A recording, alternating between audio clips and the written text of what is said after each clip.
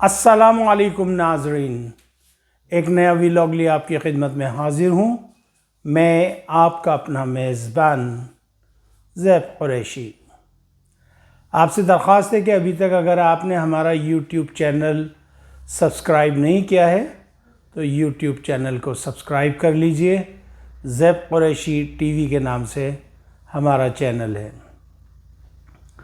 جناب علی، آج کل پاکستان میں بڑی لے دے ہو رہی ہے، اور دو جماعتیں جو آج تک پاکستان کو لوٹتی رہیں، کھاتی رہیں، وہ جماعتیں جب وہ اقتدار میں نہیں ہوتی تو وہ کہتی ہیں کہ جی مزید صوبے بننے چاہیے۔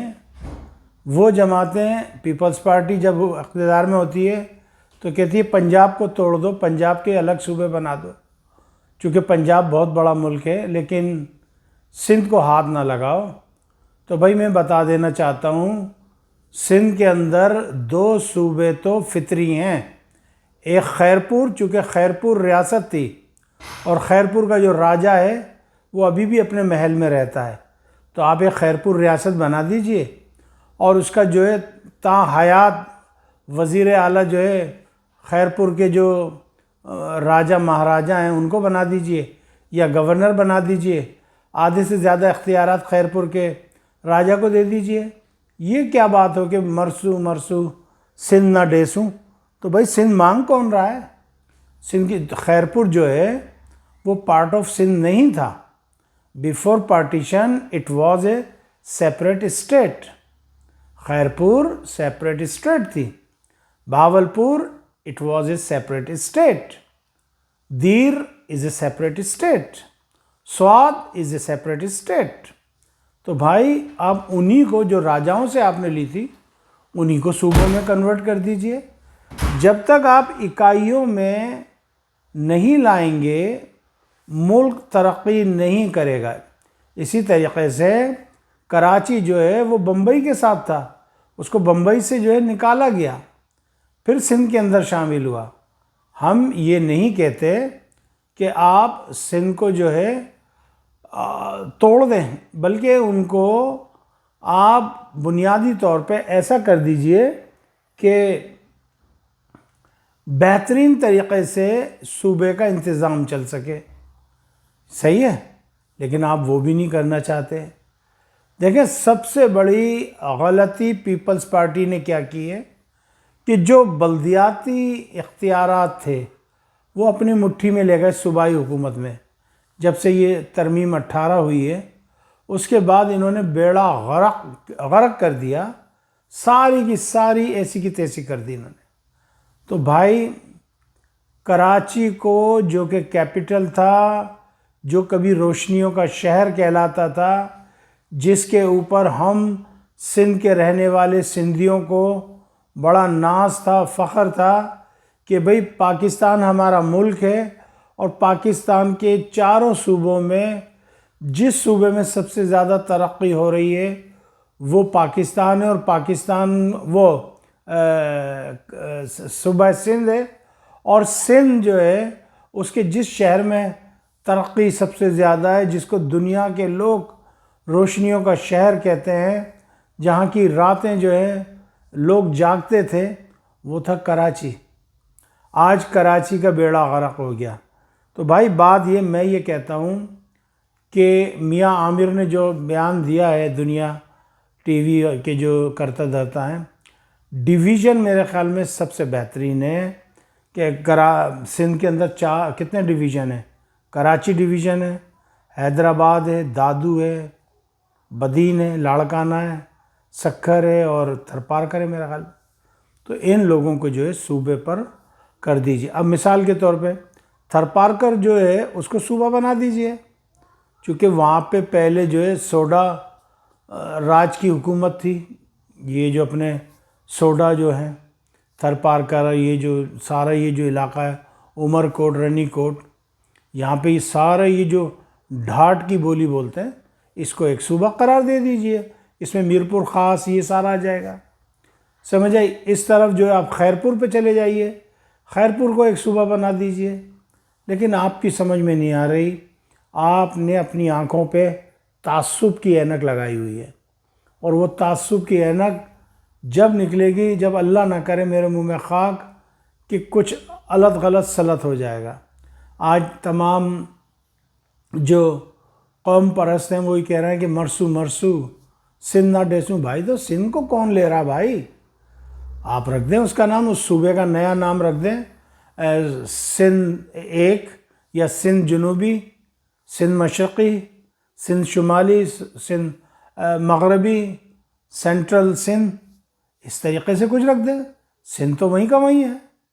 یا اگر نہیں کرنا چاہتے تو رکھ دیجئے کراچی سندھ، لاڑکانہ سندھ، حیدرآباد سندھ، سکھر سندھ، شکارپور سندھ، اس طریقے سے رکھ دیجئے۔ سندھ کو کون توڑنے والی بات کر رہا ہے؟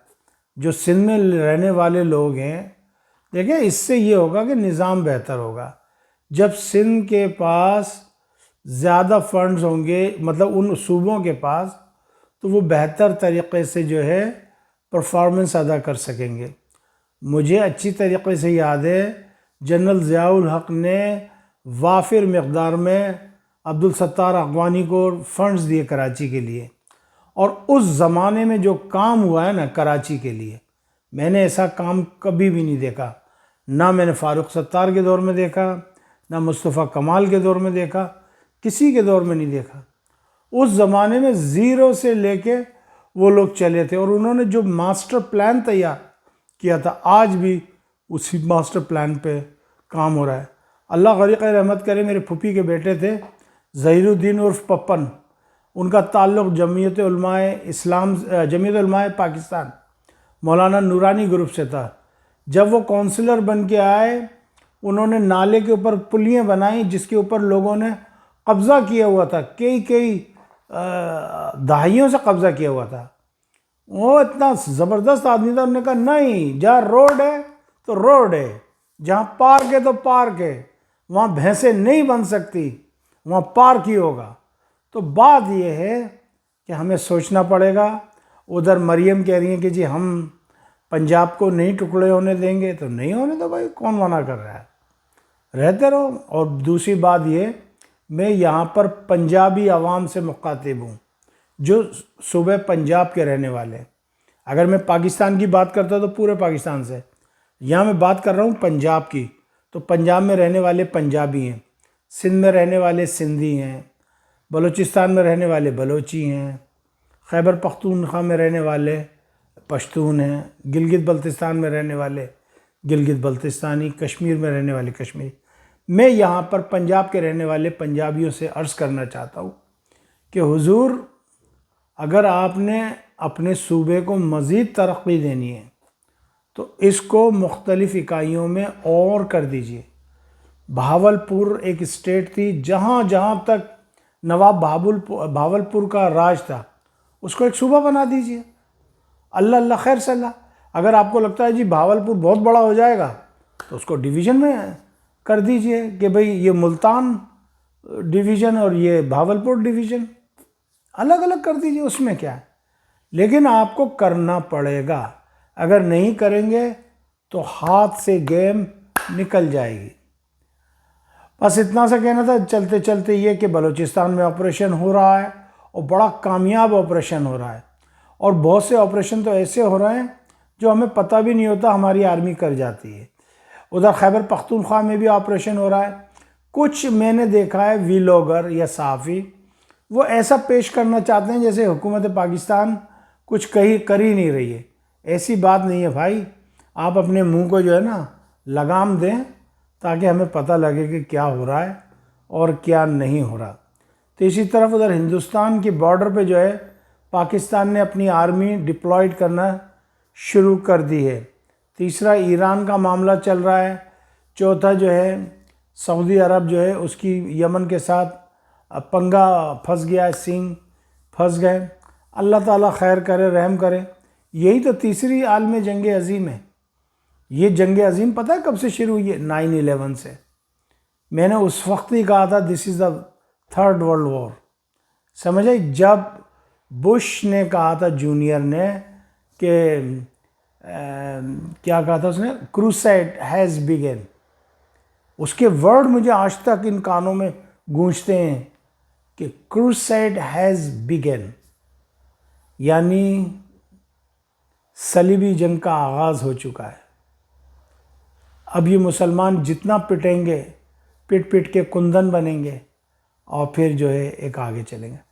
چلتے ہوئے آخری میں بات کر دوں، کل میں ایک ہمارے بہاری ہیں پاکستان کے، انہوں نے ایک آرگنائزیشن بنائی، ہمارے کچھ یو کے بھی لوگ شامل ہیں، اوبیٹ کے نام سے، تو وہ بتا رہے تھے، تو فرسٹ ٹائم میرے کانوں سے جو ہے ایک شخص وہاں بیٹھے ہوئے تھے، وہ بتا رہے تھے کہ کس طریقے سے جب 1971 کا معاملہ ہوا تو کس طریقے سے پوری بستیوں کو جو ہے لے جا کے گراؤنڈ میں بٹھایا اور الگ الگ لائنوں میں ان کو بٹھایا، اور کسی کو کہتے تھے کہ تم لیفٹ چلے جاؤ، کسی کو کہتے تھے تم رائٹ چلے جاؤ۔